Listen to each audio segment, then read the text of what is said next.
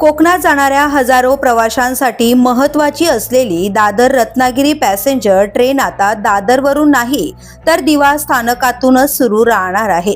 Railway प्रशासनाने हा निर्णय कायम ठेवत दादरवरून ही गाडी पुन्हा सुरू होणार नसल्याचं स्पष्ट केलंय। त्यामुळे स्वस्त आणि सोयीची पॅसेंजर ट्रेन पकडण्यासाठी सर्वसामान्य प्रवाशांना आता दिवा स्टेशन गाठावे लागणार आहे। कोरोना नंतर 2019 मध्ये झिरो टाइम टेबल अंतर्गत हा बदल करण्यात आला होता।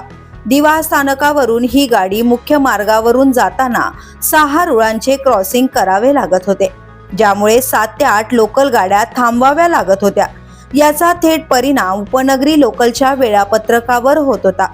त्यामुळेच प्रशासनाने हा निर्णय घेतल्याचं सांगितलं जातंय। दरम्यान मध्य रेल्वेने 2022 नंतर 33 नवीन मेल आणि एक्सप्रेस गाड्या सुरू केल्याचा दावा केलाय। सध्या मुंबई कोकण मार्गावर दररोज 46 गाड्या उपलब्ध असल्याचंही प्रशासनाचं म्हणणं आहे। मात्र या निर्णयामुळे सणासुदीच्या काळात कोकणात जाणाऱ्या चाकरमान्यांचा मोठा हिरमोड झालाय। अखंड कोकण रेल्वे प्रवासी समितीचे सचिव अक्षय महापदी यांनी या निर्णयाला तीव्र विरोध दर्शवलाय।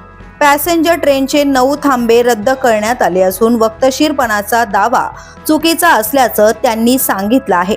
प्रवाशांची वाढती गैरसोय लक्षात घेता रेल्वे प्रशासनाने हा निर्णय पुन्हा विचारात घ्यावा अशी जोरदार मागणी केली आहे।